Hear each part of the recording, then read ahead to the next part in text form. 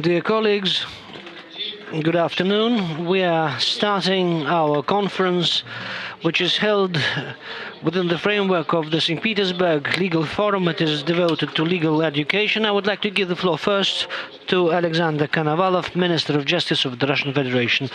Dear ladies and gentlemen, dear participants of the conference, let me, on behalf of the organizing committee of the St. Petersburg Legal Forum, to congratulate you with this wonderful event, with the fact that within the framework of the conference, we're holding this conference, which is especially relevant and important not only this year, but in general legal education. We, as organizers of the forum, consider to be an extremely important work of lawyers. It should play a very important role in experience sharing, in discussions, exchange of experience between international law education system. Over the past several years, we paid a lot of attention to improving legal education in Russia.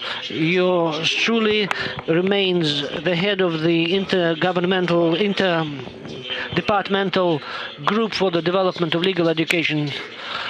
And here we have quite a few colleagues amongst the speakers and on the floor. They participate in the work of this interdepartmental committee. We have accumulated a lot of findings over the past 4 years. They are quite clear and conservative, I should say. It is quite clear that in this country, in Russia, and probably in other jurisdictions, you cannot say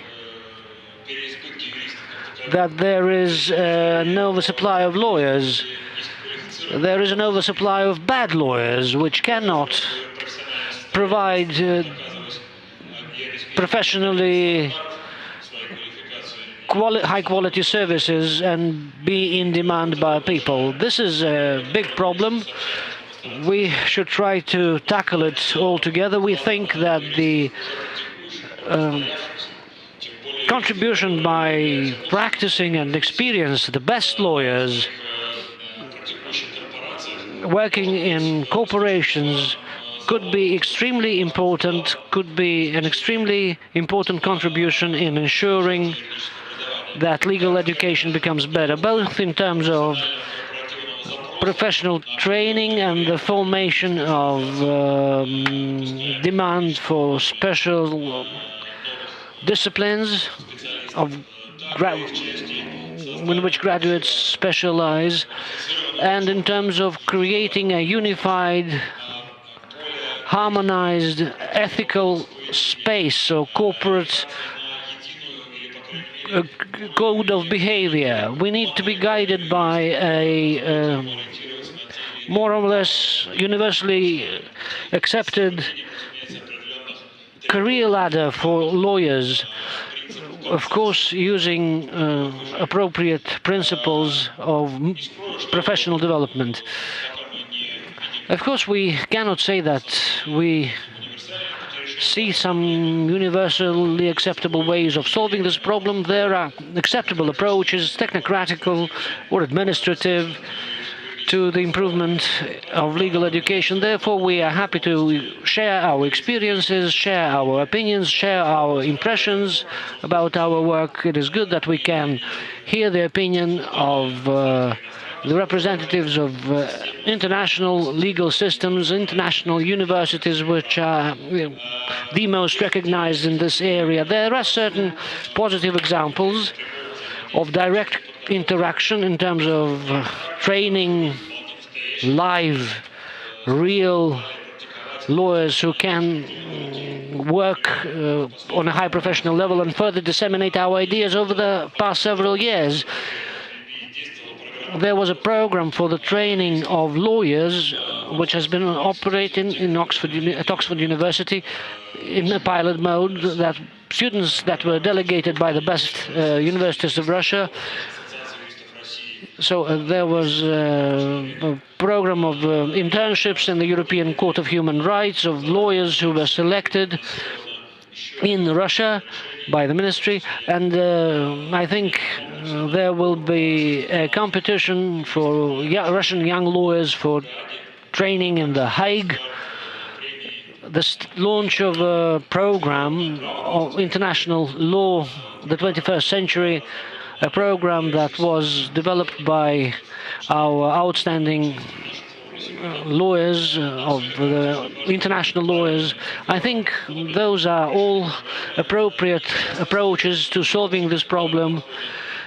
Both in details and in general, we should be systemic, and then we will be successful. Thank you very much for your interest to these problems, and I wish every success to your conference. Thank you, Mr. Konovalov. I think this is a very good beginning by the Minister of Justice. We all understand that the problem of legal education is very important. I would like to thank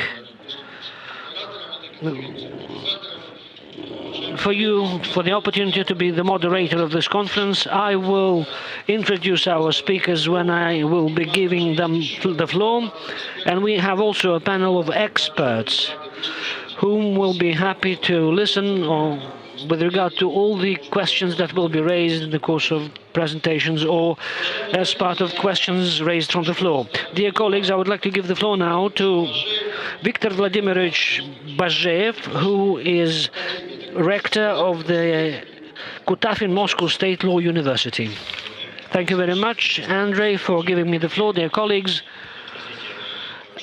in following up to what Minister Konovalov was saying, I would like to present our university, the Kutafin Law University, and I would like to share with you my vision, our vision of for the further development of legal education. Of course, presenting my university, we cannot but remember the history, because the history contains certain trends, certain traditions, which we always are trying to develop further. In 2011, our university marked its 80th anniversary. Everything started in 1931.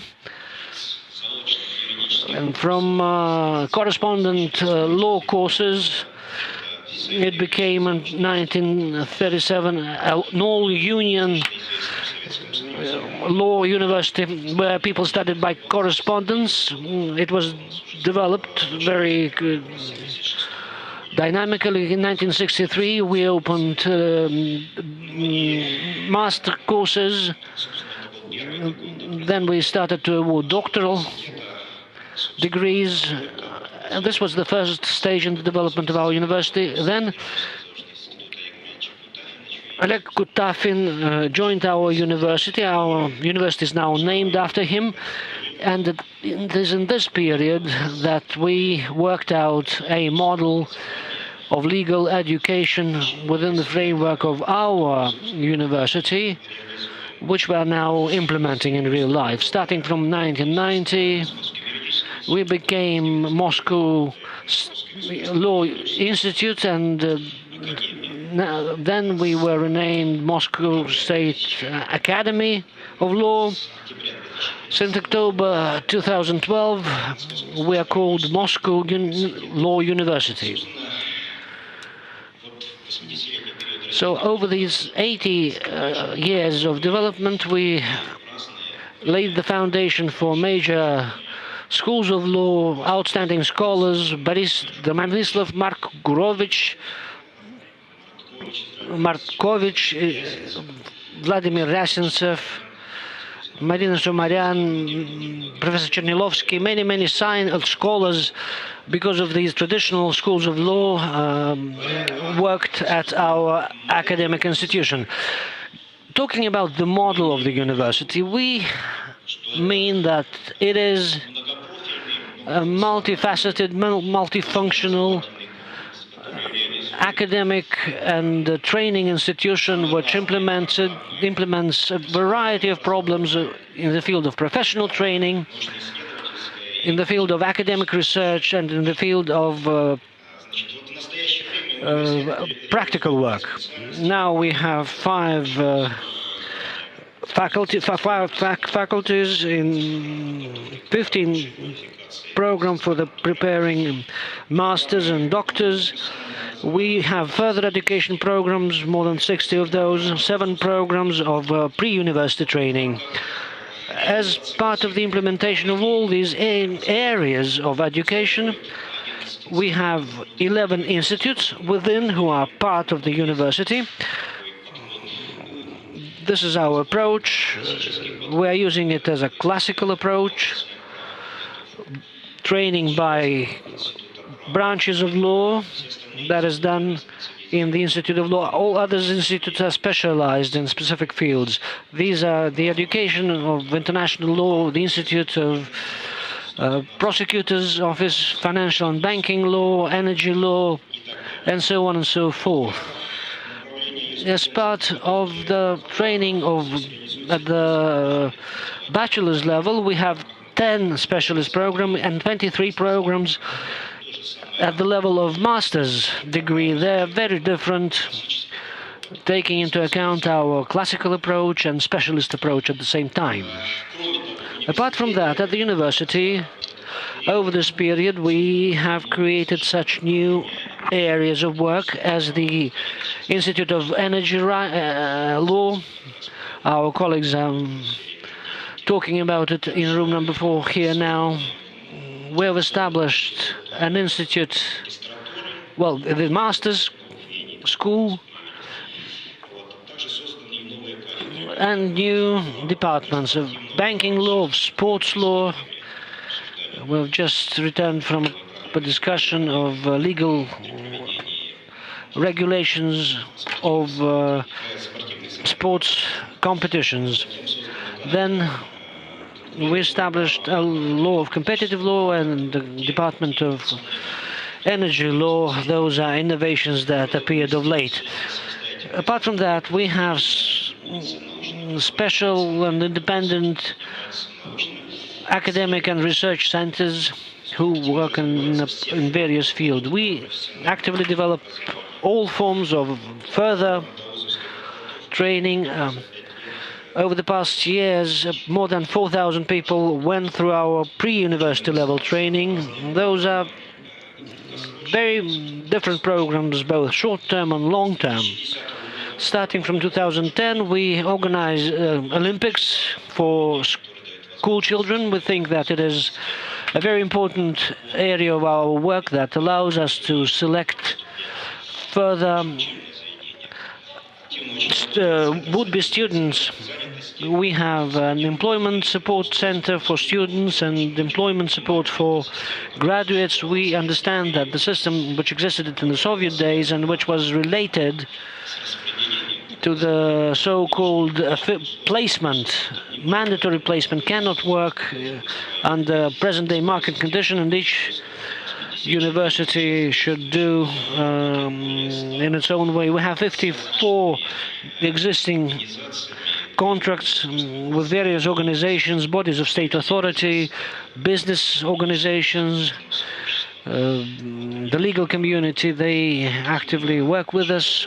We are very active in development of pro bono student legal assistance. This center functions as an educational unit because we, in this way, give our students some practical training, and it also gives our students an opportunity to engage in academic research. And it's also very important that we are working on improving legal illiteracy, various consultations, classes in schools where our students go to school and teach school children their classes. We have one of the best in Moscow specialist library. Its collection, well, it has a very good collection of pre-revolutionary literature. All the pre-revolutionary literature has been digitized and access to it ensured. We have 23 electronic resources, and you can connect to them using various channels. We can get connected with President Yeltsin's library and with the state library, so students can get all the necessary information. A very important part of our work, and this is the approach and principle, is to develop the academic research. We think that the concept of the University of Law means that we should have a rather important scholarly component. We have been traditionally strong in fundamental research in the field of law. Another component is law for scholarly work for education, covering practically every field, and we have our own manuals in practically every field where we teach our students. And the third area is research work of applied nature. Here we have we have achieved quite a lot of success, because in 2009 we started with the volume of funding of 32.8 million rubles. Now this funding of research work reached 118 million rubles. So the pace of growth is quite impressive, and it covers a lot of works of scholarly research. At the university we have regular publication, Lex Rossica, which discusses relevant problems of Russian law, Russian legal system, and this publication is recommended for publication of research work by our higher attestation committee. 150 conferences we've organized over the 5-year term, covering a wide spectrum of topics. Traditionally, 2 conferences. This year we have started a project on Moscow Legal Forum and annual Kutafin readings that we organized jointly with the Faculty of Law of the Moscow State University in April and November or December. Towards the end of the year, we do that annually. We think that it is important that we engage in a serious way our students in scholarly research, and almost 50% of our students in this or that form are involved in research activities, working in a variety of fields on a variety of programs.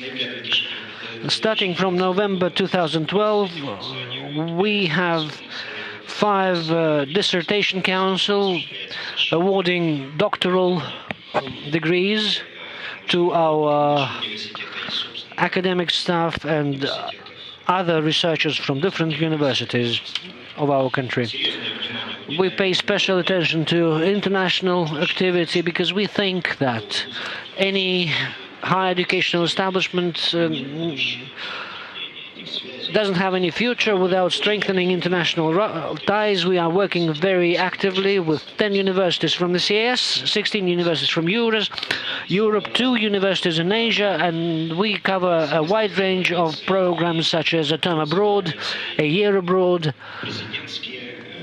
various presidential programs according to which we can send our students abroad and accept foreign students at our university. And here we are negotiating with 2 universities on double diploma, when we are going to issue a diploma of our university and a diploma of appropriate foreign university. We are nearing the completion of this negotiation stage. We think that our university can develop successfully only if we ensure all the necessary information communication technologies. We use digital training, distance learning courses and technologies. We have an electronic environment of distance support to our students. We have created and implemented a unified automated system of managing multimedia equipment in our lecture rooms, which creates additional conditions for the work of our professors and students. We have the necessary infrastructure for work in our study rooms of a new generation. The lecture auditoriums of the university are also equipped with video recording systems that operate automatically, and overall there is also an automated computerized academic management system in place. I'm going to run a very short demonstration at the end of my presentation to show how it works. We also have a strategic development program for the university, a program which has been supported by the Education Ministry. In the past 3 years, the university has received 300 million rubles for innovative development. The program has been in progress for 3 years already. This strategic development program is implemented by introducing new approaches to education, new learning techniques, and by introducing them to the learning process.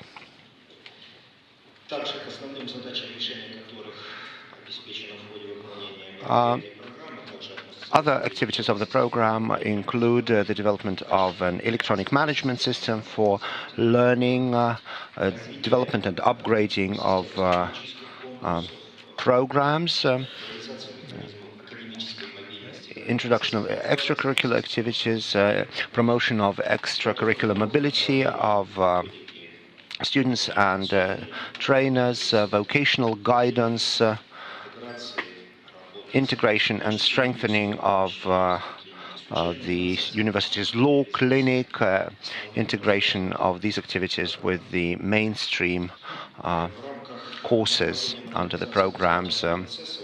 As part of the educational modernization, the university has finished a significant project on introducing electronic testing, covering 110 courses in general. About 326 tests have been developed in order to provide for continuous assessment of students' skills and knowledge throughout their courses.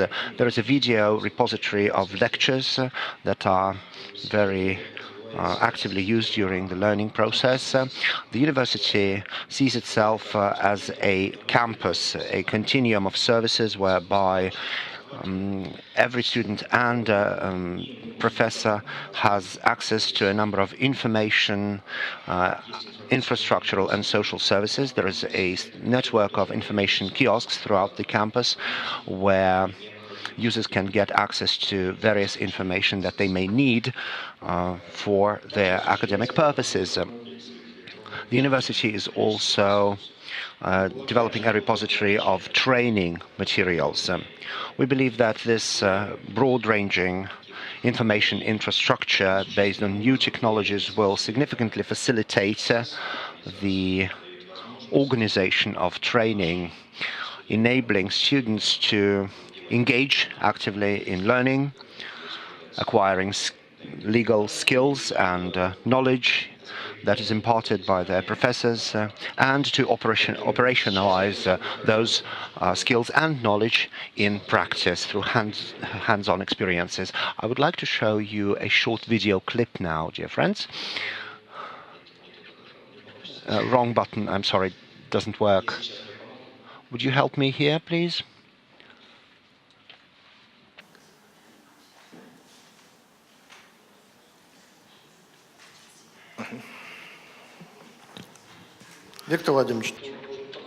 Victor, meanwhile,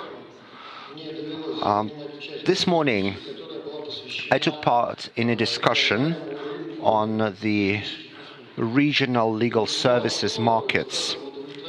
And very few people said that they were satisfied with the status quo in the regions. Do you have a vision or an understanding of how legal training requirements may be changing, or perhaps changes in the expectations of the authorities and government agencies? What about the national curriculum on legal training? Do you think it's quite up to date? Does it meet the expectations and criteria of the market? Well, concerning the educational standards, I think the biggest problem here is that there is no professional standard for the legal profession in place in Russia. It's difficult to talk about whether it meets or doesn't meet expectations if the standard is simply non-existent. But you must be guided by some standard. Well, of course, in an ideal world, we would first design a professional standard, and that will inform a standard for education and training, because it is the professional standard that spells out the skills and competences that need to be imparted during the learning process. Well, definitely we are not satisfied with the formal educational standard that is now in place, but we are equally apprehensive about the so-called 3+ educational standard that is underway. The video clip has started, but let me finish first. The 3+ standard is also a source of concern for us. It is now being very actively debated. It's on the ministry's website. Not a long time during meeting on legal education in Ekaterinburg, we discussed that standard. One element in that standard is that the mandatory part of legal education will lose several important elements. We believe that there should be a core set of disciplines without which legal profession is simply simply nonsense. There is the proposal embedded in that new standard to eliminate some of the disciplines, or rather to establish a set of disciplines from which every university can choose. We don't think that this kind of flexibility will be beneficial for legal education. Another aspect is employers' expectations. You know, our employers are not happy about the fact that our students usually have little practical experience. Therefore, we use this system of specialized institutes within the university to adapt our students to the practical working environment. Yes, the theoretical course should be perhaps a little bit reduced and more emphasis should be placed on practice. All right, are we ready to view the clip?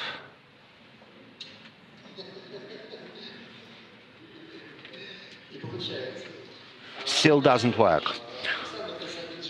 All right, Alexander Golichenkov. Alexander, how do you meet these cross-cutting challenges that law schools are facing? And I'm introducing to you Alexander Golichenkov, the Dean of the Law Faculty of the Moscow State University. Oh, we have the video back. Alexander Konstantinovich, please. Good afternoon, dear colleagues. I would like to say right away that I don't have slides. I only learned that it was possible before this began, but Ms. Ralska will show you something today. And I've been helped by the media. The Kommersant today has published a news item that Moscow State University is one of the top 3 according to QS ranking among the BRICS countries. And that would be the end of the formal part of my presentation. Allow me to say a couple of words and share my thoughts talking about the role of the faculty and its approach to education. Since I have taken this podium, I see it as part of my task to challenge you and to stimulate discussion with questions. Universities always ask themselves 2 questions, what to teach and who's going to teach. The first question has a very obvious answer for historical reasons. Any university, be it the old imperial university or the Soviet times state universities, have always prepared multi-skilled and multifunctional people, and only after that did those graduates choose their specialization and pursued a certain track in career. I don't think that Alexander trained for a Minister of Justice. He was just a law student for a long time.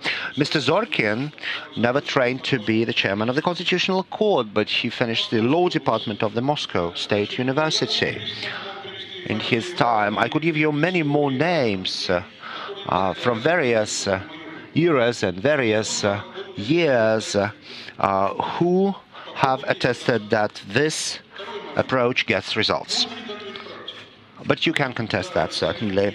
Is it possible to give practical experience in universities? Yes, it is, if you know how to do it. And I think the bottom line is that people should be training those disciplines that they're good at. This is why the university needs a lot of faculty,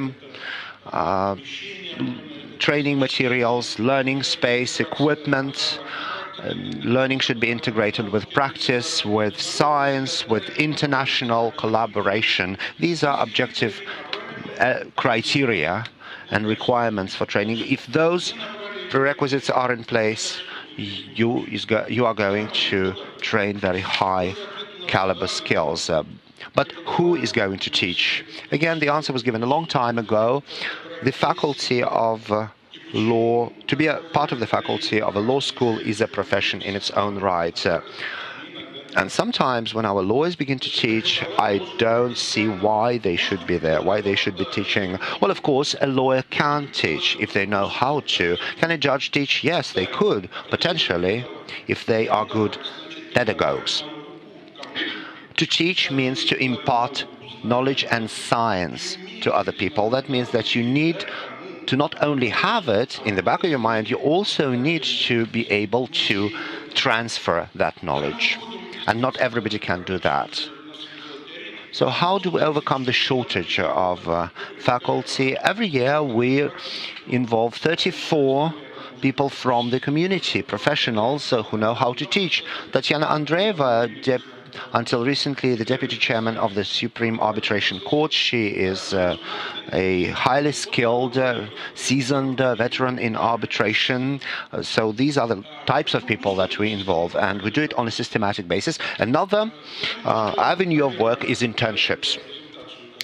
And we do that as well, and that, I guess, completes the second part of my presentation that concerns our vision of legal education. But I would like to also respond to some of the points that were made. I'm sorry for referring to you directly, but I liked what you said.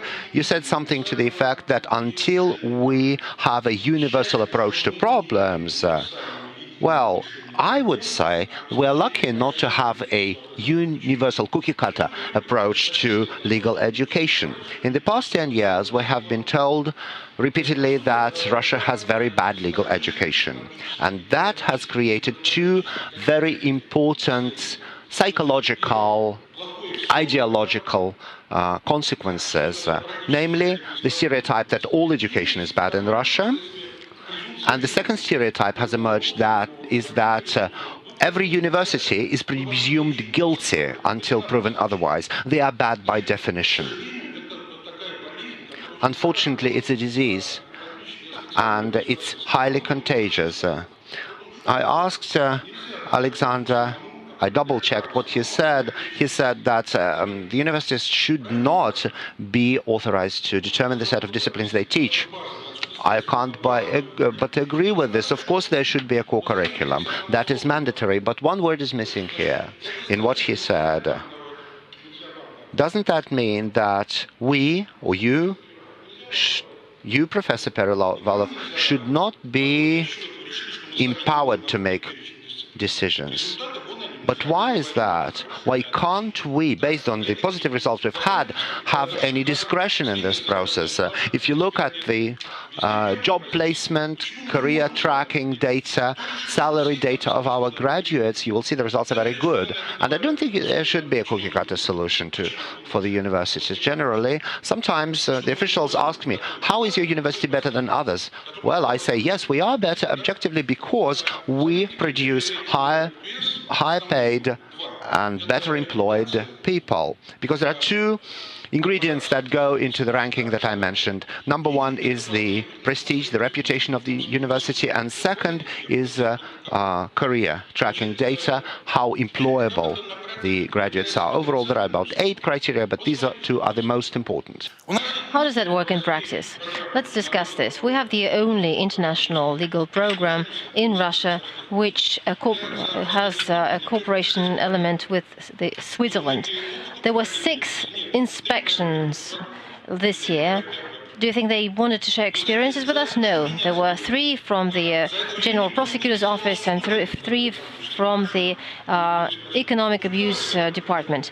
Did anyone ask questions to the students, whether or not they enjoyed the program, whether they were right in reading specific courses? Nobody is interested in the quality of education that is provided. The second example I wanted to give is about the postgraduate degrees. Now the postgraduate program has become a separate stage. Let's look at what is happening. Now there's a mandatory element. And if, for example, someone left during the defense of the dissertation, then the dissertation will not be defended. You cannot get a degree. I heard a case of that kind at a committee, and if there's a violation made by the dissertation council, it's the council that should be punished. The overall procedure, the overall meeting lasted for 7.5 hours. There were a lot of opponents. There were a lot of letters that were sent for this dissertation. They all had to be read. But I'm not talking about this particular case. Let's look what is happening. The dissertation council meeting can only be organized when the specific department decided that a particular dissertation can be defended. The department will not let a bad dissertation to go through. And we don't have enough time. We hear all kinds of letters from people sending their recommendations with regard to this particular dissertation. I represent the law department. I'm looking at the dissertation. I'm trying to look for some specific novelty. It's there in the dissertation, but it's not in the proceeds, and not in the information about this dissertation, because most of the space that is allocated for the overall very brief review of the dissertation is taken up by other things. So we have to follow very specific, very strict rules, but instead of getting a quality result, we get something different. Instead of having a scientific discussion, we try to follow as strictly as possible very rigid rules. So what should not be done? One other point. Very recently, we discussed a system of certification. We agree that some kind of assessment, some kind of a certification should be there. But do we want to give certificate to every graduate? There's a weak link there. There are specific tasks that these graduates have to complete. And there's also an expert committee, a panel of experts. We create a set of cases or a set of tasks. We have 15 departments working in 15 different areas. And the certification process only takes into account 7 different areas. So what do we do about the rest of the department? Do they want to acquire additional qualifications? So it means that it's very difficult for the universities that stand higher than others, because they will feel the blow earlier. Does that mean that if someone who serves as an expert on the panel knows more than a graduate that is supposed to be certified by this expert? I doubt it. In some cases, that is not true. So what I'm saying is that education cannot have degrees of quality. You either have education or you do not have education. If you have a certificate, you have a degree, you have a diploma, it doesn't mean anything. But if you have an employable graduate, then this is a person who has got good education. So let's differentiate.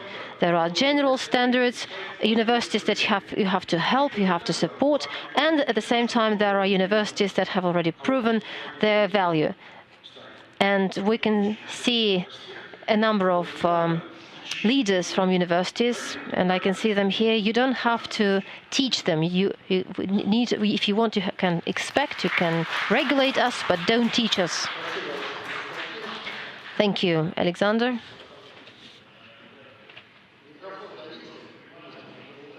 Please take the microphone. I'm afraid I will have to leave very soon, and I will not be able of commenting what was said here, and I would not be able to listen to the rest of the presentations. When I said that we don't see any cookie cutters, single approaches, I wanted to be part of the same community. I didn't mean that we are a group that wants to introduce rules from above.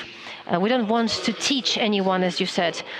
The universality of an approach is something that we have to discuss. I think pluralism of opinions, plurality of opinions, the diversity of opinions is something that is extremely important for education. Unfortunately, the overall tradition is such that we only approaching the understanding of the need for a whole set of different tools. We have to look not only for quality knowledge and skills in our graduates, we have to look at the employability of our graduates. We have to take this into account when we create endowment foundations. We want to make sure that these former graduates can help their universities, support them and help them develop in the future. As to the requirements, I think it's up to the universities. We had a roundtable this morning and we discussed a number of issues, including the international arbitration. Mr. Hopfen from the UK said, this may be seen as some harsh words. He said that some of the leading jurisdictions are trading their jurisdictions. They offer it for hire, so to speak, for money. There are different processes, there are different results, there are different requirements. When we are used to very strict rules, there's nothing wrong about it. Those who want to use the British jurisdiction should have such an option. If you want to use the Kazakhstan jurisdiction, please do. The Indian jurisdiction, fine. You have to have capabilities to do so. There should be a range of issues who would be able to support them in this choice.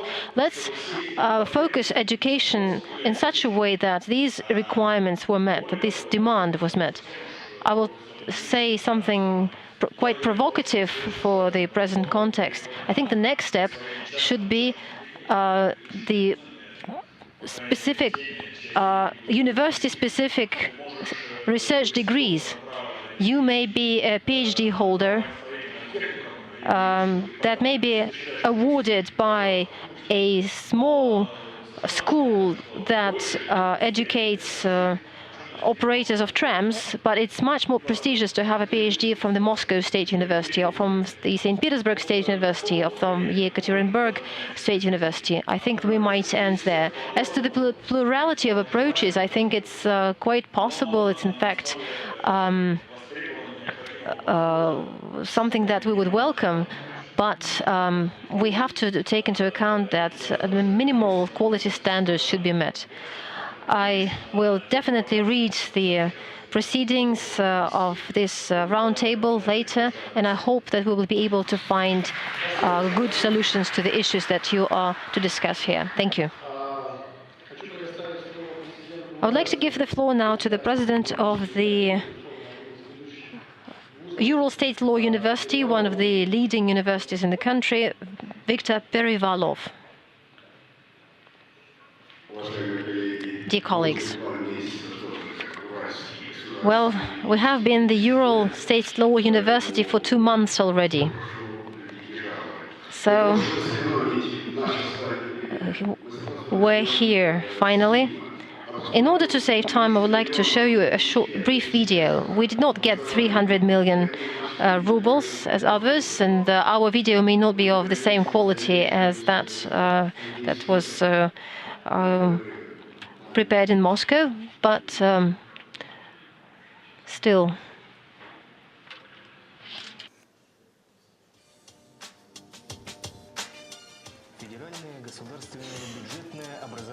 учреждение высшего образования Уральский государственный юридический университет был образован в 1931 году. The Real Estate Law University was formed in 1935.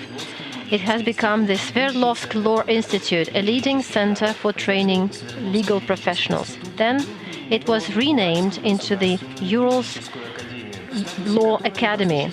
It had the status of an academy for 32 years. In April 2014, a new reform followed. The academy has become a university. The Ural State Law University formed a research school which has a very good reputation in Russia and abroad. The university has a number of training programs in different professional areas of law. The university offers bachelor degree, master's degree, and PhD degree programs. There are 800 trainers and professors, out of them 68 PhD holders. Some of them have special degrees and special awards in training.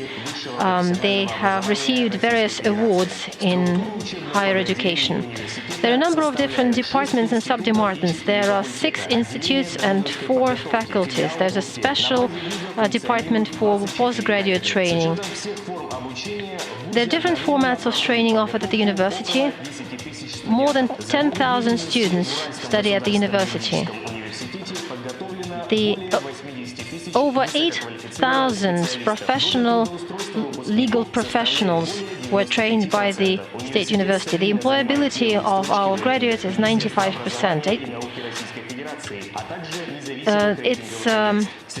The quality of education is manifested in the number of awards that the university received. The Urals School for the Theory of the State and Law is famous all over the country. Sergei Alexeyev, the advisor to the president, Veniamin Yakovlev, the Prosecutor General, Dr. Chaika, the president of the Russian Lawyers Association, Pavel Krasheninnikov, the Prosecutor General of Kazakhstan, 5 constitutional judges, representatives of the executive managers of the largest companies in Russia. Those are graduates of the Urals University. We have legal clinics, research centers. Legal clinics are used for students to serve the community. We hold various conferences for regional and all Russia status.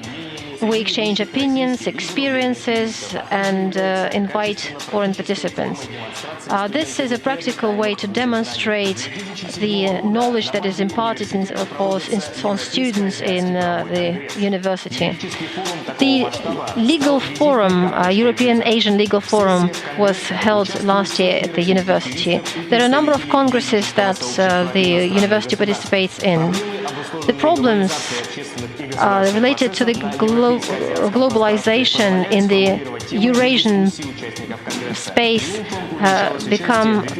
come to the focus of attention of participants. The State Law University has a student team that was able to win the first prize in the legal contest in 2014 in the United States. And it became the best in Europe, where in a contest in Austria, which brought together student teams from the best legal universities of Europe. The students of the Law University have come into the final of the special student contest of 2013 under the aegis of the Constitutional Court of Russia. There are all kinds of clubs that bring together young people. There are dance clubs, sports clubs. Students have various opportunities to find what they like and to demonstrate their achievements to the entire country. We also hold Miss Legal Russia contest. The Ural State Law University has a well-developed infrastructure for supporting international cooperation. We exchange experiences with the universities from Germany, Finland, Belarus, Lithuania, Kazakhstan and Kyrgyzstan. The university faculty takes part in various conferences and exchanges with foreign universities. We publish magazines and are among the editors of the Russian Legal magazine. It is published together with the Ministry of Justice of the Russian Federation, starting 2002. The university also publishes a number of publications on arbitration law. It also publishes a magazine, The Lawyer. There's a very good publishing infrastructure. There's also an infrastructure for healthcare, which is accessible to the faculty and students. There are 3 dormitories. One has just been put into operation in 2008. And there's a special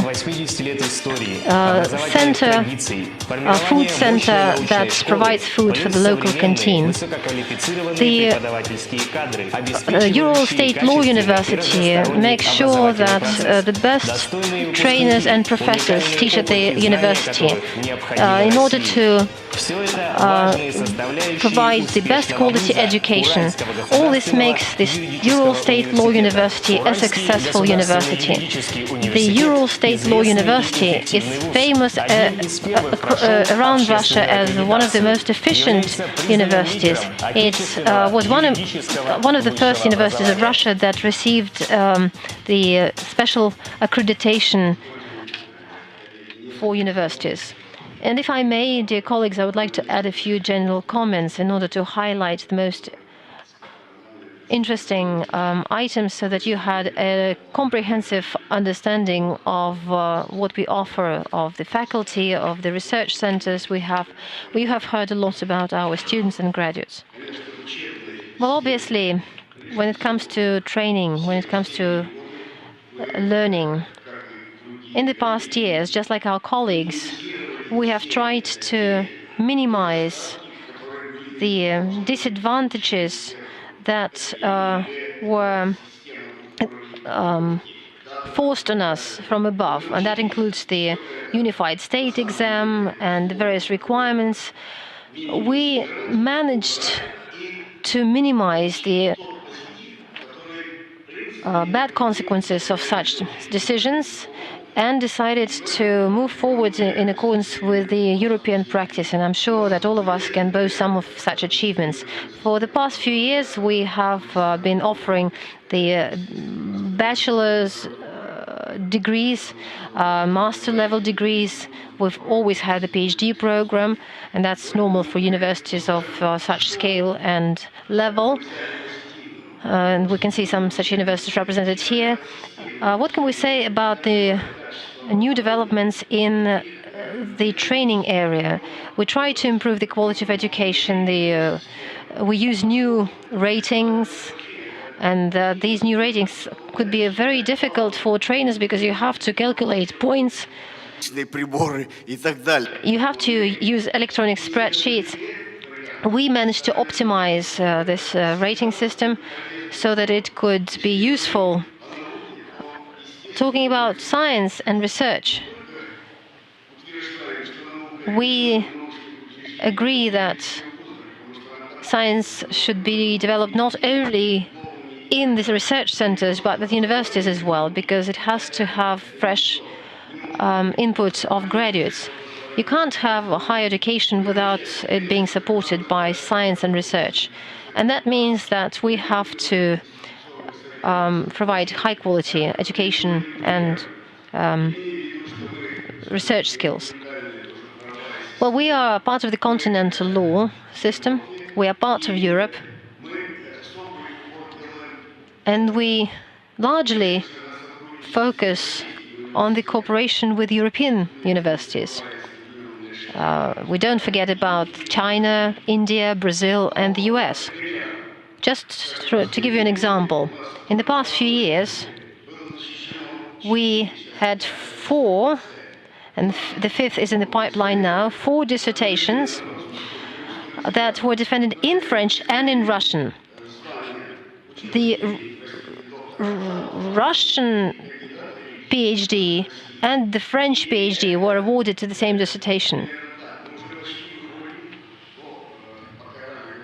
It's still too early to say, because the red tape is abundant not only in Russia but in some other countries as well.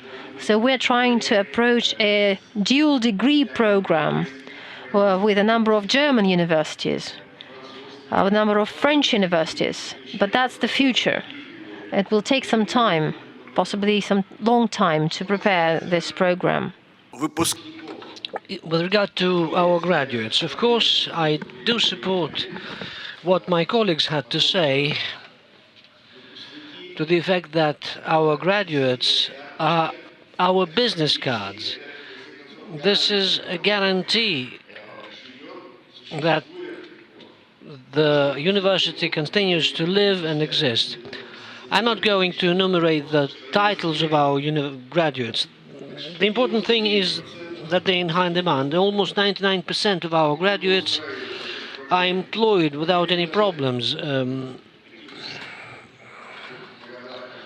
in such cities as Moscow and St. Petersburg, where they have lots of qualified graduates of their own. There are no problems in Siberia or the Far East, of course. In our neighboring countries, we continue to train lawyers for foreign states in Asia, and not only Asia, specialists that are in high demand there. And in conclusion, I would like to thank all those present here. I would like to thank my colleagues sitting here, my friends sitting here, because we are doing our common cause together. And the Association of Legal Education that was revived at a new level currently. And every year we have a new president. Yours truly is the president this year. It is doing a very important thing.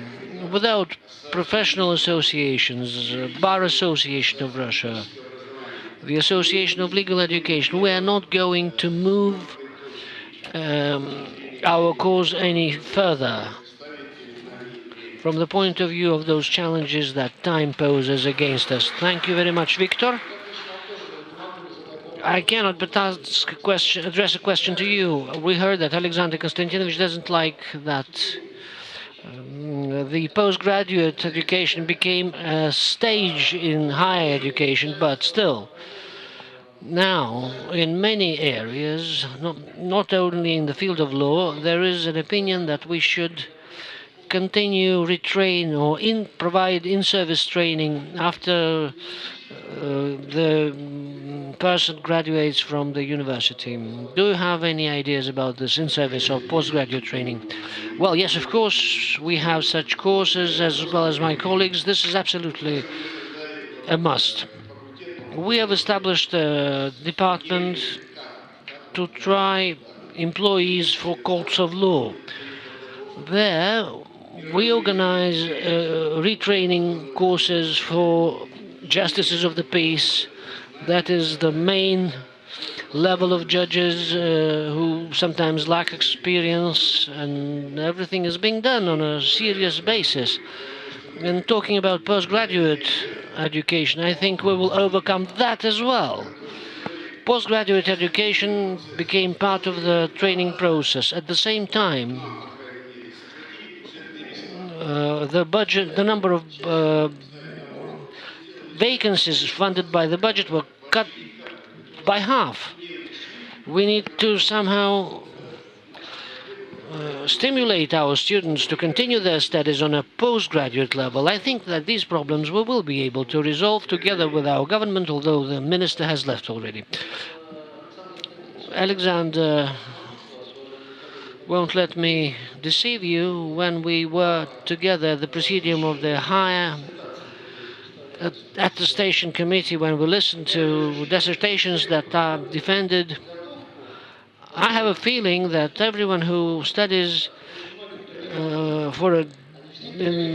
for master's degree or doctoral degree, they all are theoreticians.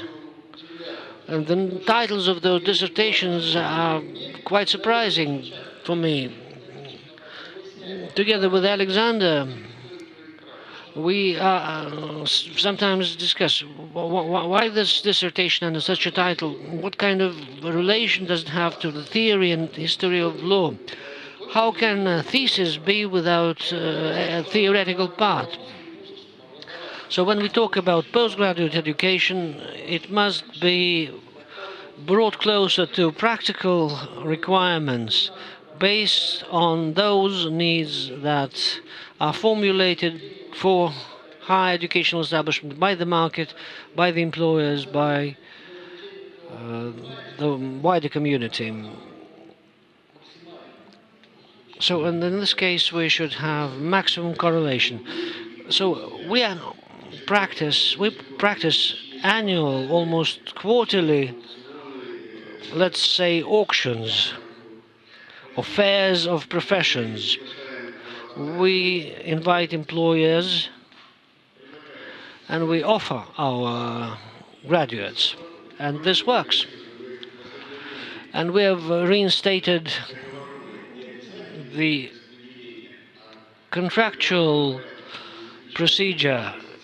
We sign contracts with central authorities who are interested in appropriate graduates, and then according to those contracts we provide training to those people. We have one other speaker. It's a great pleasure for me to give the floor to Marina Yurievna Lavrikova, who is acting rector of St. Petersburg State University. Thank you very much. Good afternoon, dear colleagues. I'm happy to see you and to welcome the guests of the city of St. Petersburg. We represent St. Petersburg State University. The room is full of my colleagues. I will speak on behalf of many lawyers who understand something about legal education in St. Petersburg State University. It so happened that Nikolai, unfortunately for objective reasons, could not be present here. Tomorrow you'll see he has a special function, but I think I will be able to share our vision of what modern day education at St. Petersburg State University is different. Legal education, because many of the things I'm going to say shares fundamental values that we follow in St. Petersburg University. Over the past 30 years I've been directly linked to the Faculty of Law, to the Department of Law of St. Petersburg University.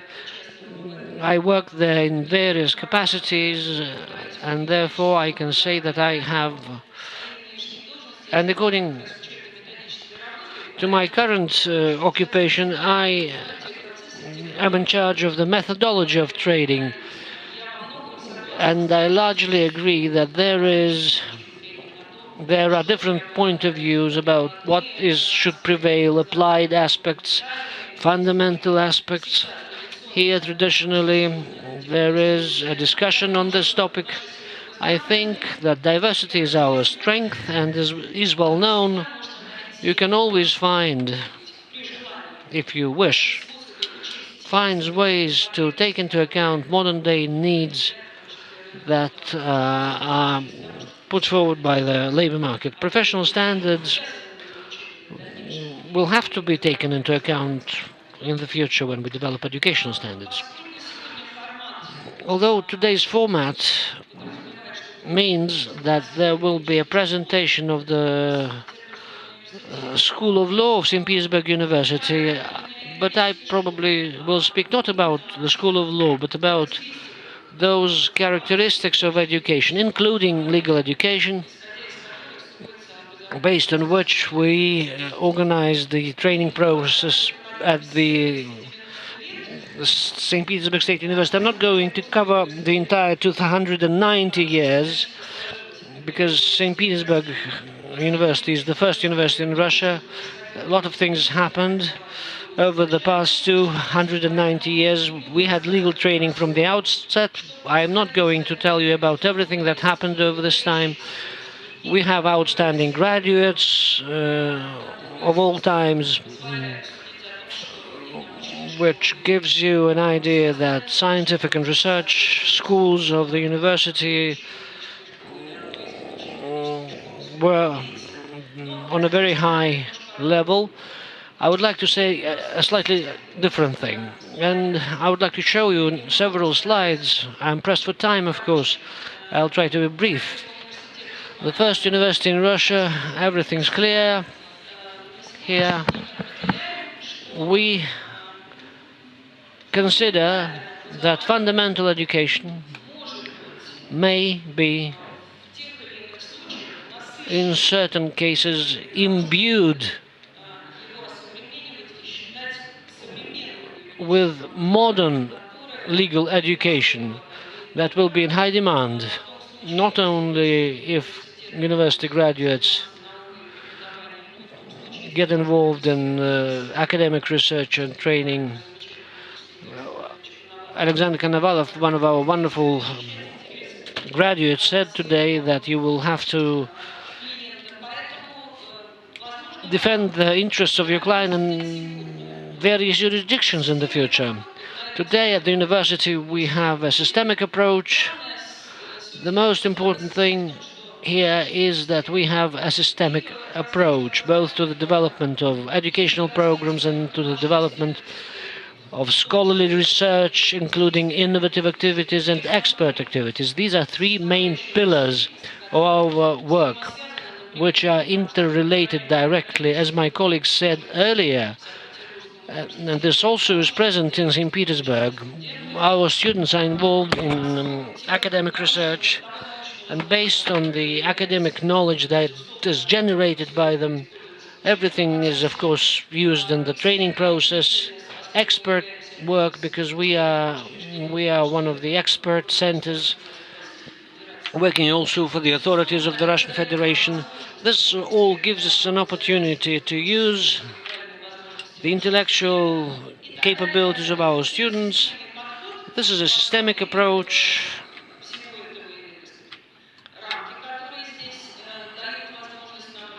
And it provides a framework for our development. It also is an infrastructural complex in the broadest sense of the word. This slide is devoted to the systemic development of educational programs. I will try to say a few words about it as well. First of all, St. Petersburg University, as well as our colleagues from Moscow University, have a wonderful opportunity to teach according to our own educational standards. This right has been granted to us by the federal law about our two universities, and with regard to the requirements that we incorporate in our standard, and our standards are higher than federal standards, the professional components becomes greater in the training, and there is no contradiction. This is a way of imbue fundamental university education with some elements of practical training. The obligatory use of ICT, Viktor Vladimirovich showed a film about it. We have it all, and without it, you cannot train a modern lawyer. Modern student who is 19 or 21 not always can read well, but he can cope with various gadgets very deftly. And this, of course, very significantly increases the effectiveness of their training, although they should be able to come to a library and read some old book. Our standards of English language training is at the level of not less than B2, and for foreign students, the knowledge of Russian should be no less than TRK 2, TRKU 2. The standards that we develop and prove ourselves, and the slides tells you about it. The most important thing that is written in small font here is that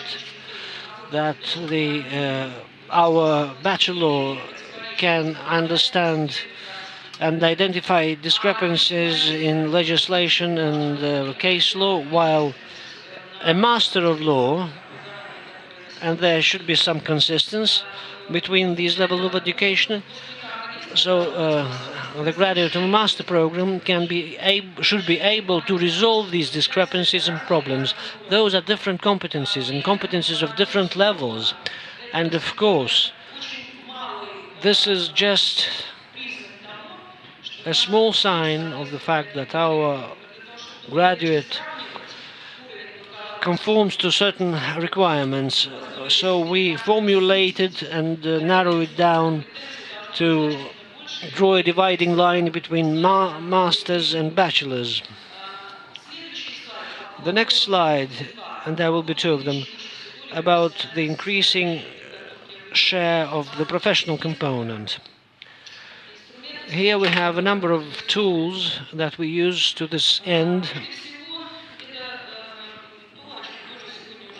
What we already discussed here earlier today, we are trying to make sure that the development of our educational standards and programs are carried out with the participation of our employers. Today we are signing an agreement to that effect with Gazprom Neft, for example.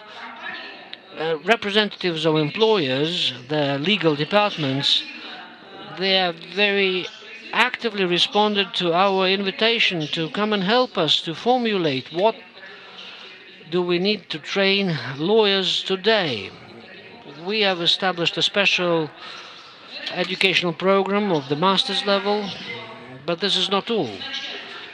From the outset, when the task was set, and this task is going to be resolved over 4 years at the bachelor's level and in 2 years at the master's level, we should know what our graduate should do in 2 or 4 years so that he is in demand in the marketplace. Another component are representatives of employers who participate in the implementation of educational standards and programs.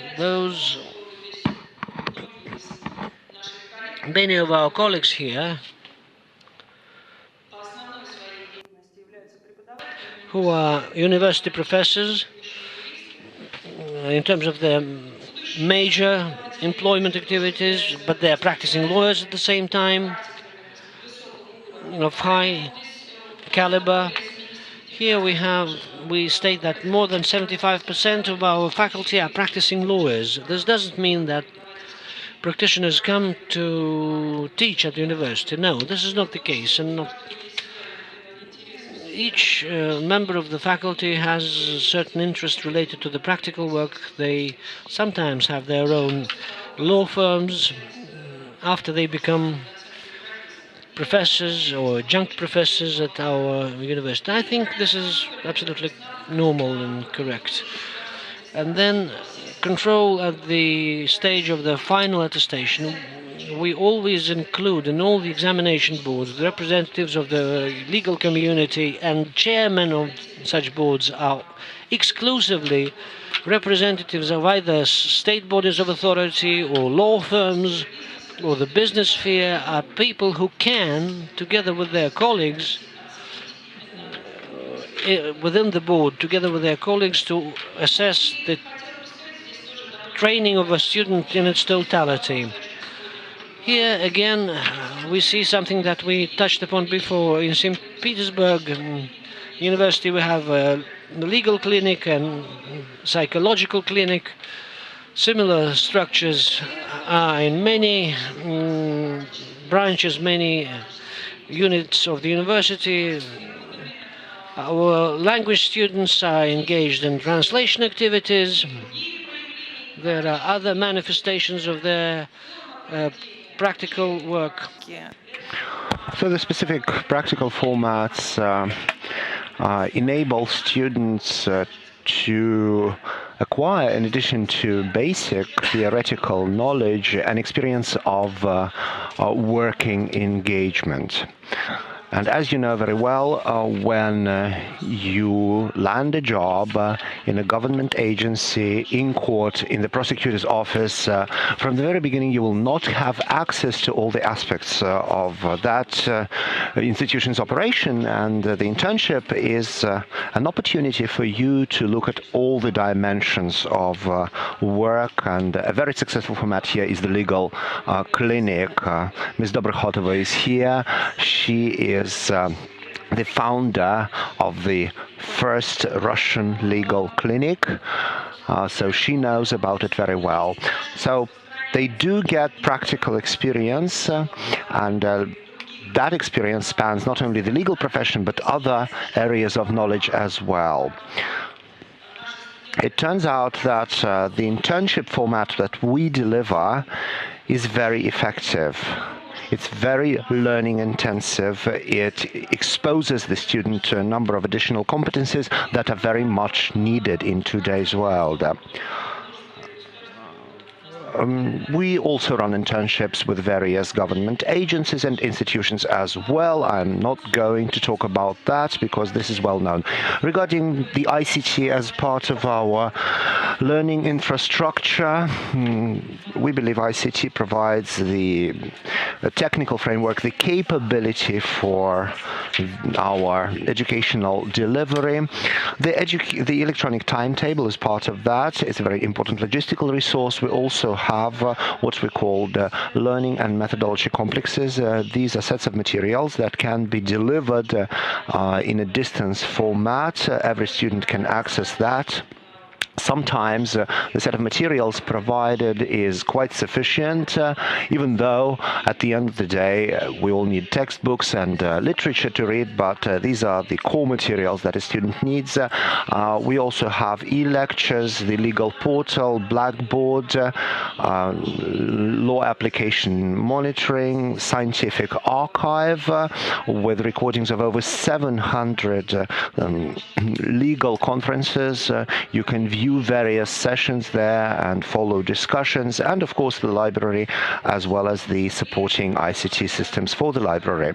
This year we will be launching a nearly 100% distance learning program for a law degree. Almost all delivery will be online, and this is meeting a very important need. We have a target audience for that. This has been enabled only because we have several decades of resources accumulated by our law department, and we're putting all of that online. The library, I'm giving you some details, the millions of books that we have, but one thing is important about the library also. We have a set of legal and information resources available there, very up-to-date resources. Of course, one could be buying books. Buying books is important. However, as part of your procurement strategy, you should be also aiming to identify those information and legal resources that are a priority, that are relevant to the graduate's future work. So from the first year, we involve our graduates into using these resources so that they can access information later on the job without any additional difficulty. To continue on the subject of the ICT, this is a different perspective on the ICT. The infrastructure, the supporting infrastructure comprises quite a bit of equipment. I'm not going to focus on the details here. Regarding the capabilities that new generation educational approaches offer, Well, one advantage is that all this access to resources it can be provided at any time, at any place, enabling the learner to acquire skills and knowledge not only in class but outside of class. There is also access to both virtual and classroom sessions. You can view webcasts, various continuous assessment activities such as tests, interim assessment can be undertaken using that online platform as well. And one can also consult with the faculty members on various subjects using these new technologies. Some of our new younger faculty members find it more convenient to provide advice to their students this way. What about the range of our educational offering? We are focused on continuously updating our offering by adding programs that are greatly demanded. I have already mentioned the joint program with Gazprom Neft on subsoil resources management. Then we also have a master's program that has been in existence for several years on the WTO law. We created that program when we felt that a lot of lawyers would like to enhance their knowledge of that. So this is how we evolve by recognizing that besides classical legal education, we should be creating new master's programs for various specializations or concentrations.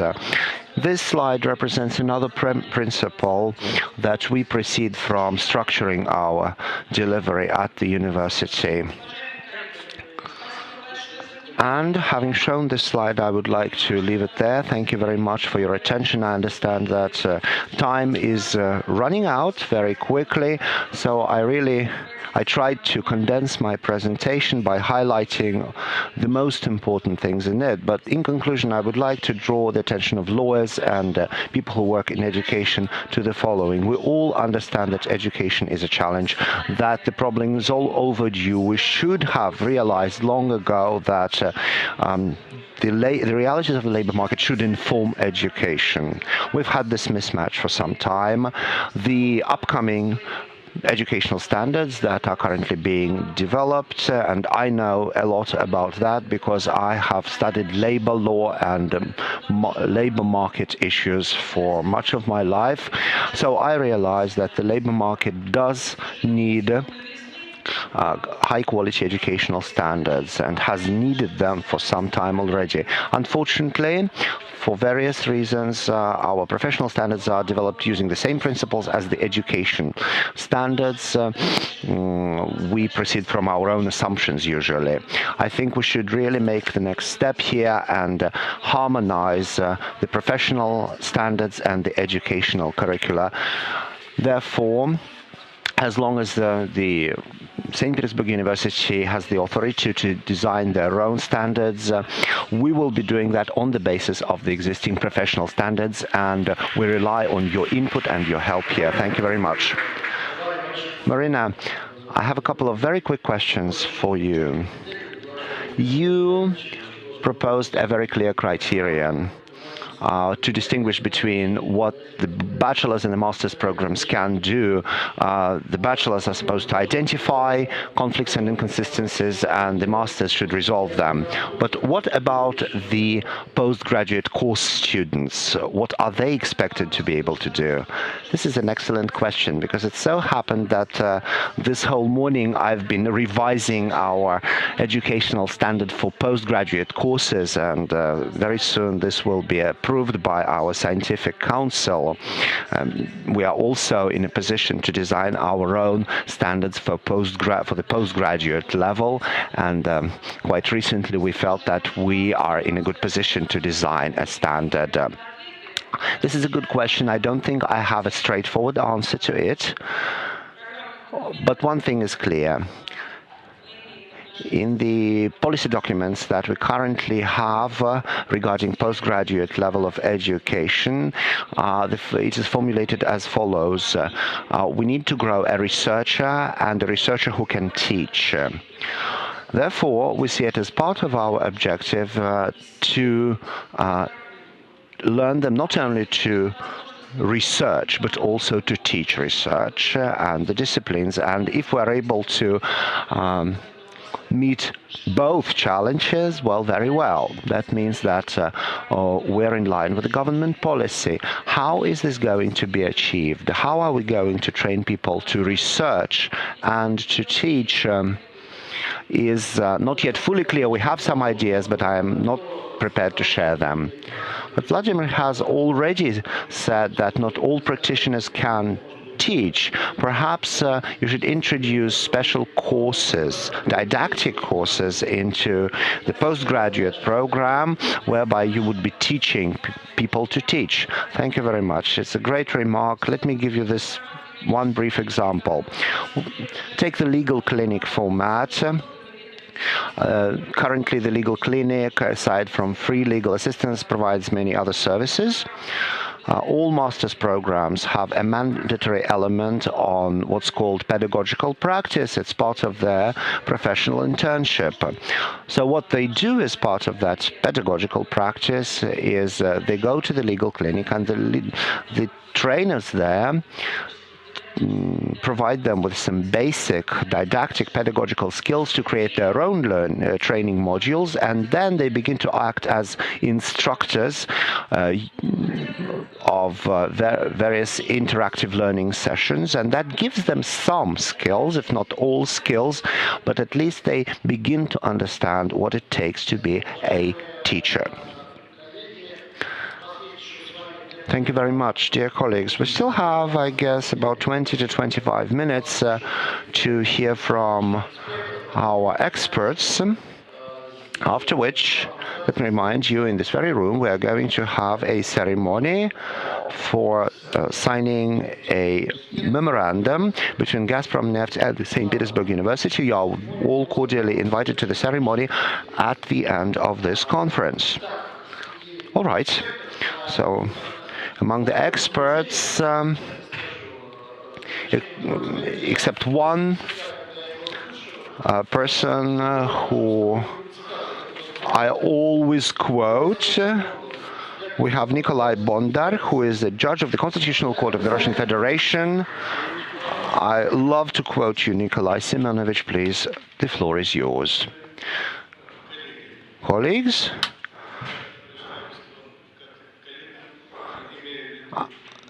I'm saying colleagues, referring to both people who are practicing legal education these days, as well as people who are involved in practicing law, which means that you also identify yourselves with teaching or imparting knowledge. Hopefully, we all have this teaching element and also a learning attitude in us.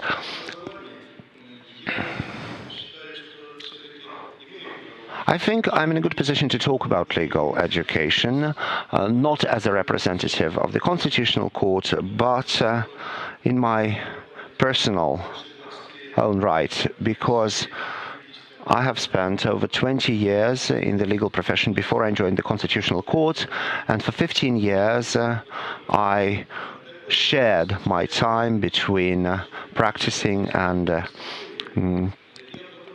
being in the two fields. As far as I understand, today we have two dimensions of legal education. One is high-quality legal education, and the other dimension, very, very high-level quality education. Perhaps that's the way some people perceive the situation, but I have doubts about that. But if it is true, if that is the quality status of Russian legal education, then the question arises, why is this? Is it because of the reforms in legal education that we have simply good and very good legal education, or is it despite or in spite of the 10 years of reforms that are still ongoing? Please understand, I am not against reforming, even though even though I must admit that legal education for the past 20 years has been in a perpetual state of reform. And this perpetual state of being reformed has had its impact because the good elements don't have any time to take root. They are swept away by something new, by something even better. As one of our famous politicians said, better is sometimes the enemy of good.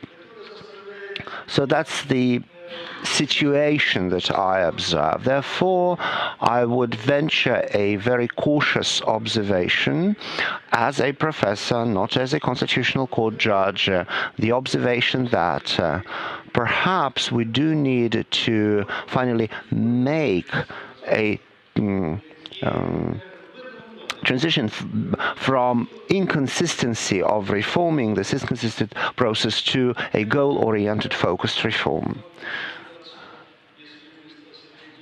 And if I can find it, I could quote from the words of the Constitutional Court Chair, Professor Valery Zorkin, who said the following.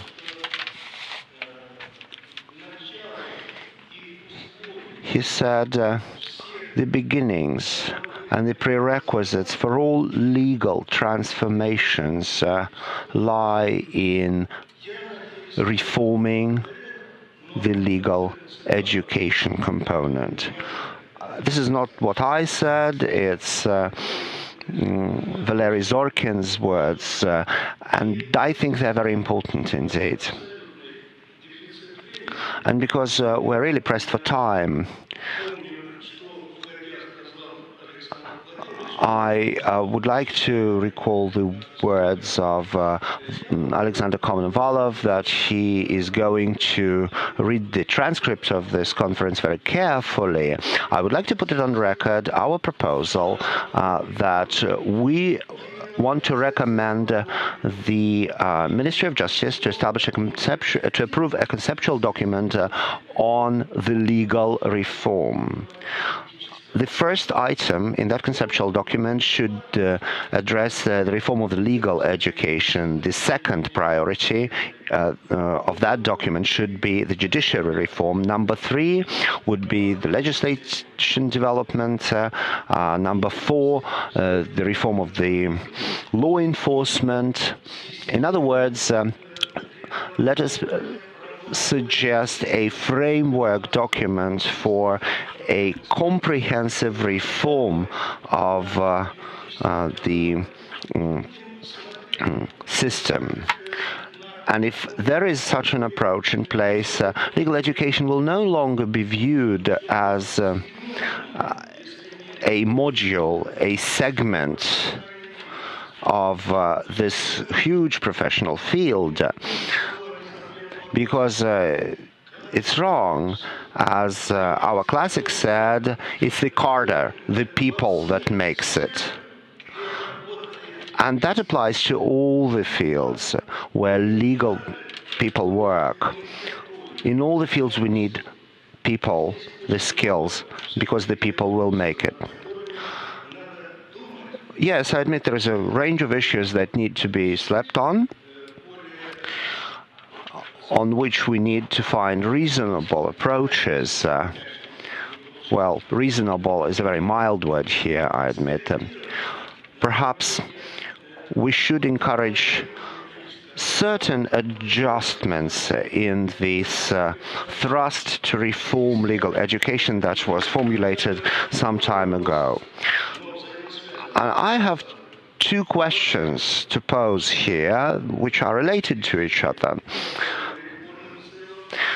From the standpoint of the legal reform in general, and from the standpoint of legal education reform in particular, what would be the optimal balance, and there needs to be a balance, what would be the optimal balance between the national traditions of legal education and the supranational, international, universal, cosmopolitan, whatever adjective you use here, standards? Have we found this balance or not?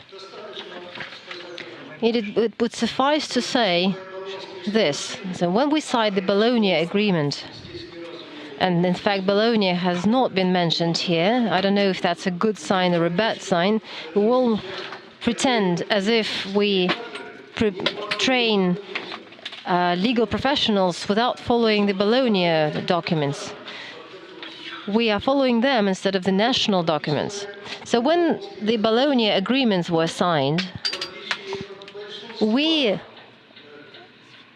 in contrast to many developed legal countries, did not make a single condition.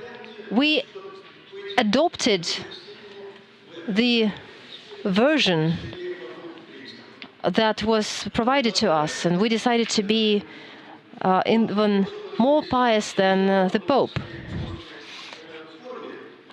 And I understand that I'm posing these issues in a very brisk manner, but I support the position of Alexander Konstantinovich when we're looking for the balance, in search of this balance between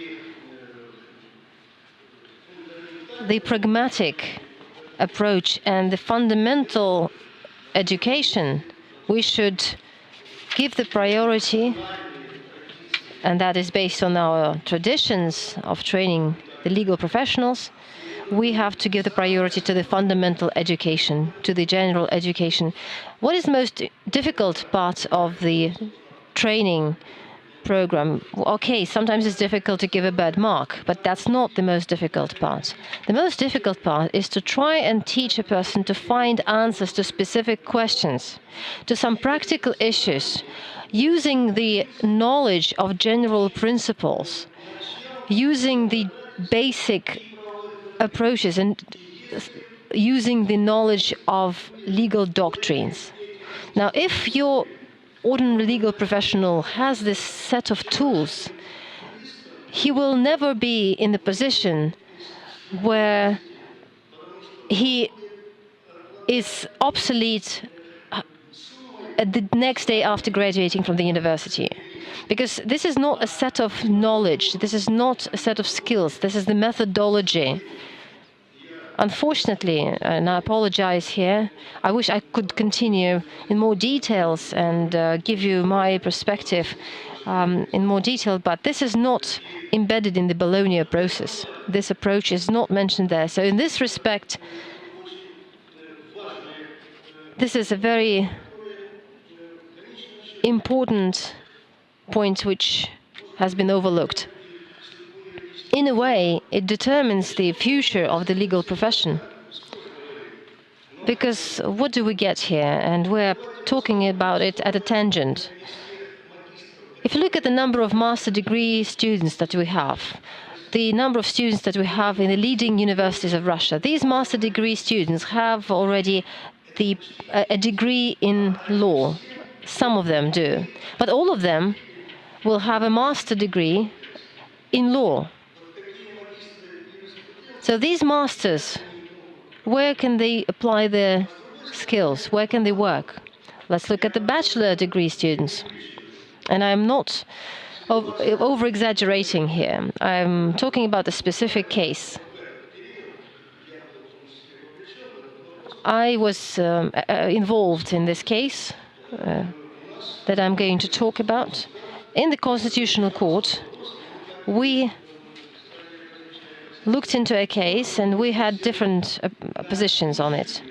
The question was this: whether it was possible to hire a person with a bachelor degree in law, a bachelor graduate from the St. Petersburg State University, for the lowest position in the Constitutional Court hierarchy.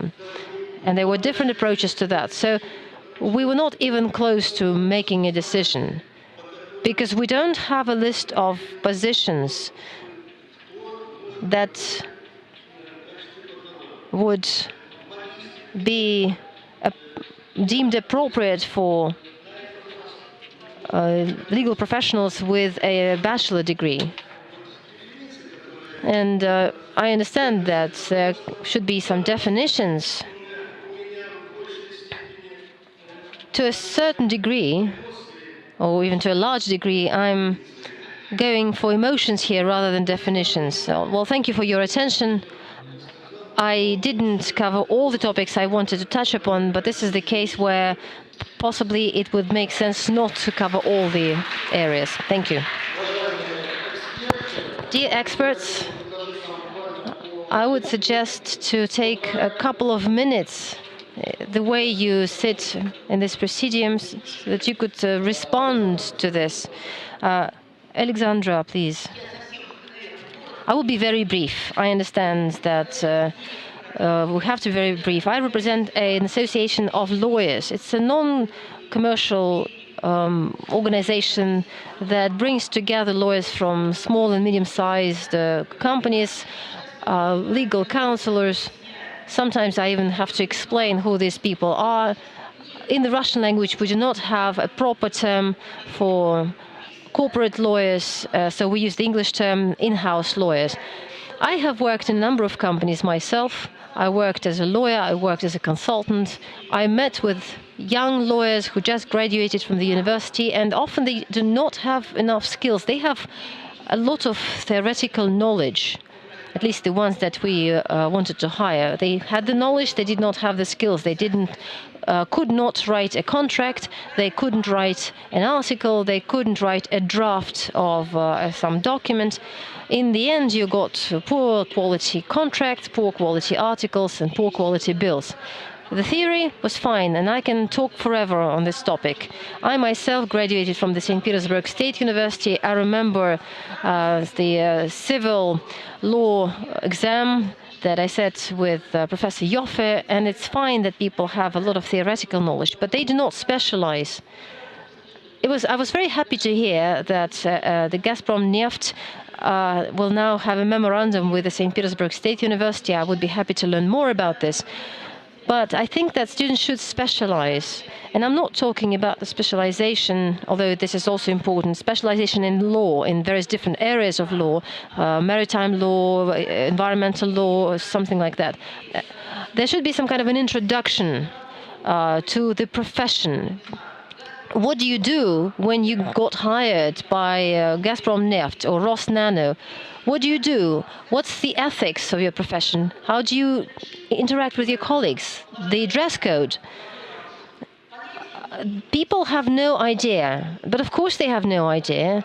For example, when I was head of the department, I gave samples to the students. I gave various documents to look at so that they could make their own documents. But they have never seen such documents before.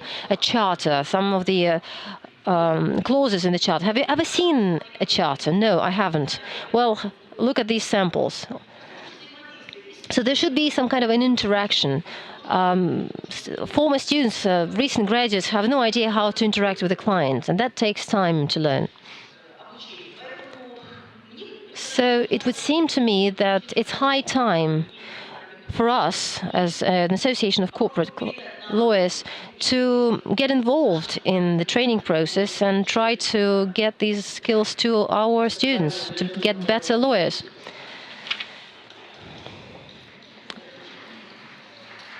Mr. Levin, partner White & Case. Hiring lawyers for years, I'd make just 4 quick points. In terms of what should be taught, I think a combination of theoretical, learning how to think like a lawyer, as we sometimes say in the United States, and practical, not necessarily specialized, but practical. I agree that's very important. Legal aid clinics have been mentioned. I think those have been very effective. Trial practice courses, and there are other ways of trying to teach some practical skills as well. Who should be teaching? I think a combination of full-time faculty and what we often call adjunct professors, practitioners who come in and teach classes, who obviously trying to find people who can teach well.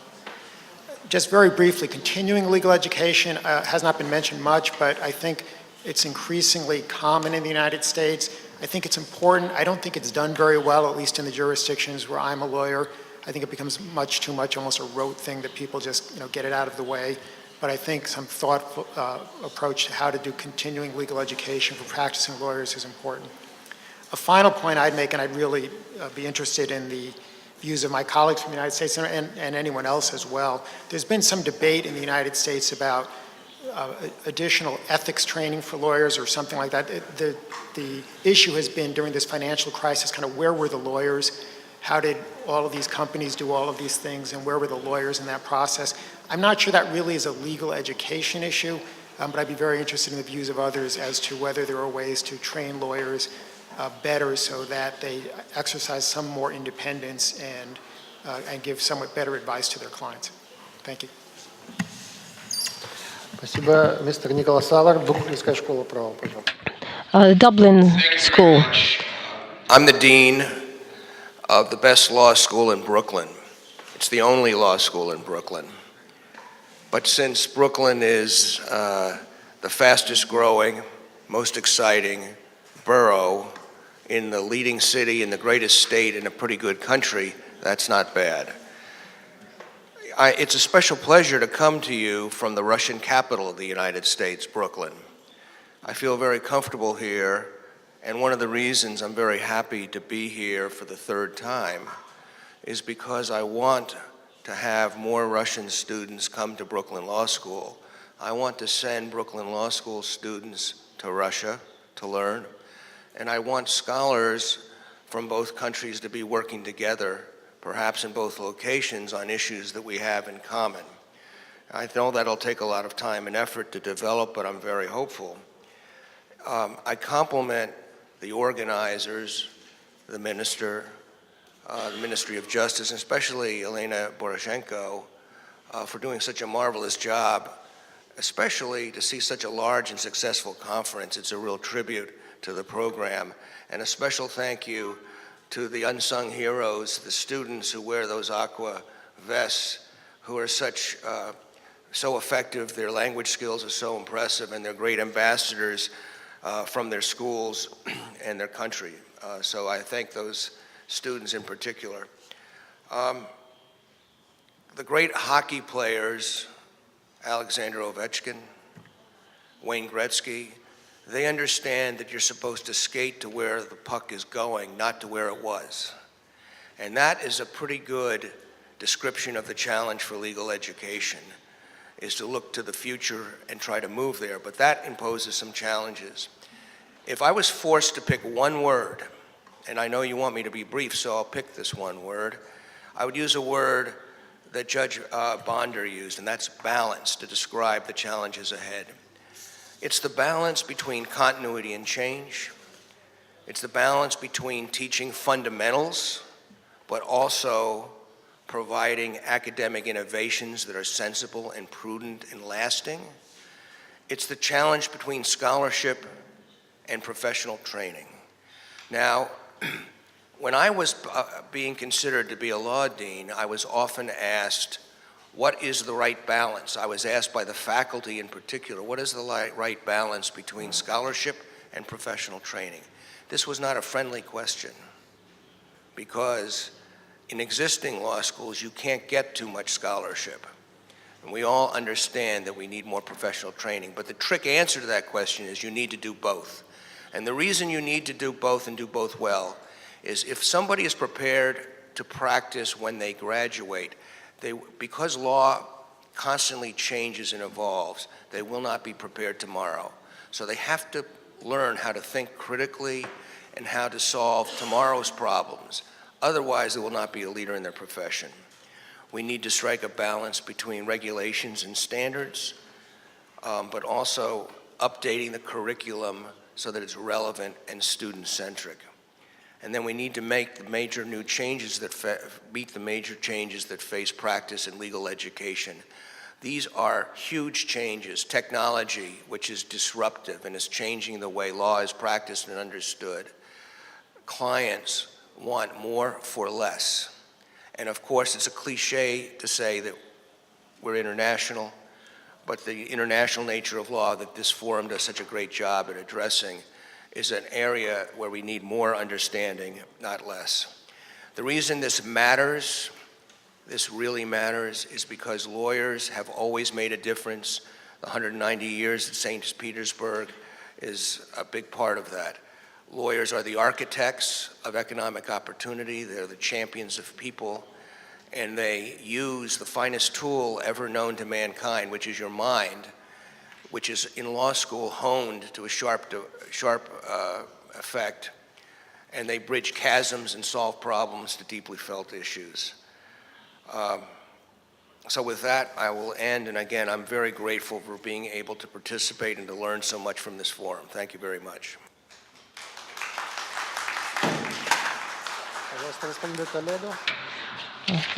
Thank you, please. Good evening. Seated at my left side, Fernanda Galiza. She's a judge in Brazil and coordinator in São Paulo School of Judges. She is and the principal, my support in English language. Now Fernanda quickly goes to complete my speech. Is better. Okay? It's been 17 years that I'm a judge in Brazil, and I'm going to focus this on the experience of the São Paulo School of Judges. I realize here that the practice is a main concern because you have a lot of theoretical knowledge when you go to law school, and then you leave law school, and what am I going to do with all of this stuff that I learned there? When you pass the opposition exams in Brazil, you go to the School of Judges. I'm talking about the São Paulo School of Judges, which is the place where I went to and where now I'm a professor. We had a very good experience there because we have practice lessons. We had like pretending to be a judge. We were already judges, but we were judging cases, real cases, but not in a real court. So we had a lot of hearings that were not real ones, but we could teach. Now I teach, but I could learn at the end, at the time, how to be a judge, a real judge, because you study a lot, you pass the opposition exams, and then you go to your court, but you never learned how to behave in your court as a judge, how to deal with lawyers, how to deal with parties. So this is the main issue for the School of Judges, how to teach practice. And this is very, in our point of view, is very important. We have a lot of courses. We are using technology as well. We have virtual courses for judges. This is the point that I would like to make. And we have in Brazil, I don't know if you know this, but Brazil is probably the country that has the biggest number of law schools. And this is a problem for us because not all of them are good. And the Bar Association had to increase the standards for people to pass the law, the Bar Association. And this thing is now changing. So for you to pass the Bar Association is more or less like an opposition exam to become a judge. So it's tough, it's really hard. Yeah, the school has agreement with various institutions in 25 countries in order to allow judges to know. That's why we are here, because of Justice Armando was the former director of the school, and he did a great job. He went to many places all around the world in order to allow judges to have this experience. In 2012 and 2013, the School of Judges of São Paulo had 39,000 students in all of the courses. This is a short thing just to let you know a little bit about the School of Judges of São Paulo. Thank you. Спасибо. И буквально у нас еще есть один комментарий. And we have one more comment. Oh, I apologize. One more.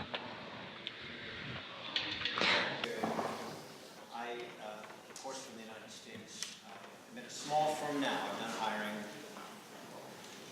I've done hiring in very large law firm, hiring for a very large government office, but I'm in a small law firm now.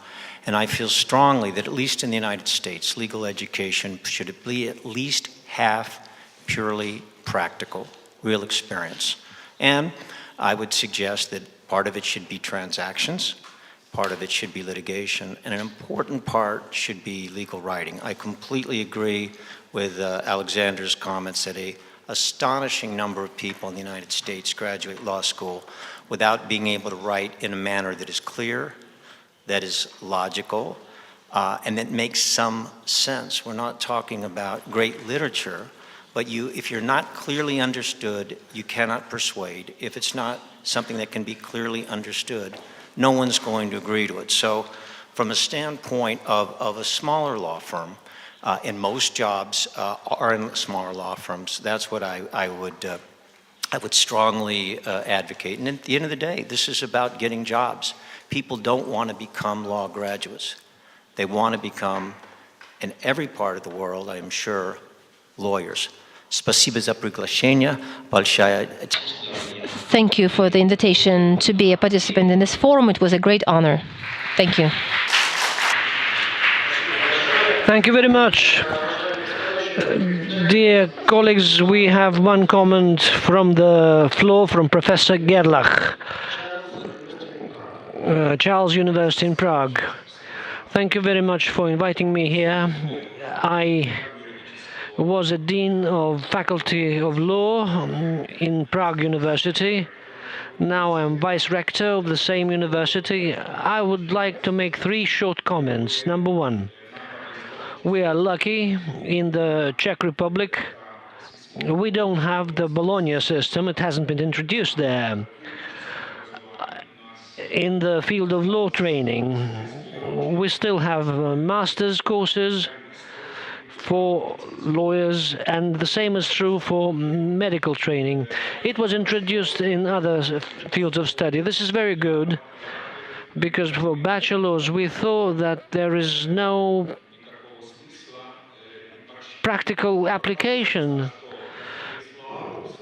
In Slovakia, for example, where they introduced it, almost all bachelors want to continue their studies to the master's level to become fully fledged, say, lawyers.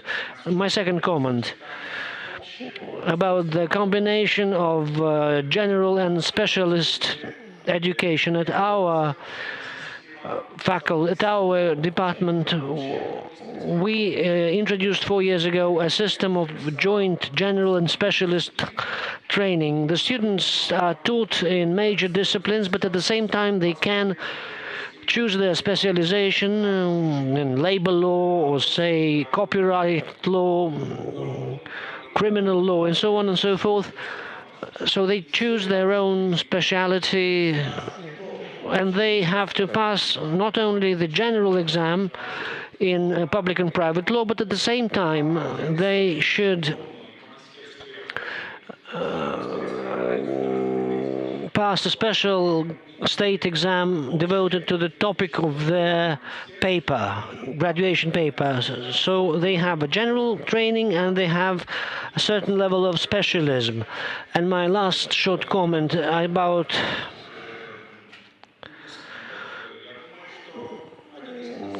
the criteria to be applied to employers. One of them is unemployment. We don't have unemployed lawyers practically.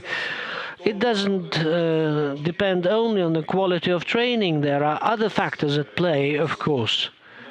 But, for example, in Slovakia, in Austria, in Poland, in other countries, there are a little bit too many unemployed lawyers. In our country, experts in various areas of economics are quite unemployed. Their unemployment rate is quite high. So if they find their place at the labor market, this is a very good indicator. Thank you very much. I would like to thank all the experts, all the speakers, and I would like to invite all the participants of our conference to the ceremony of signing an agreement between Gazprom, Neft, and St. Petersburg State University.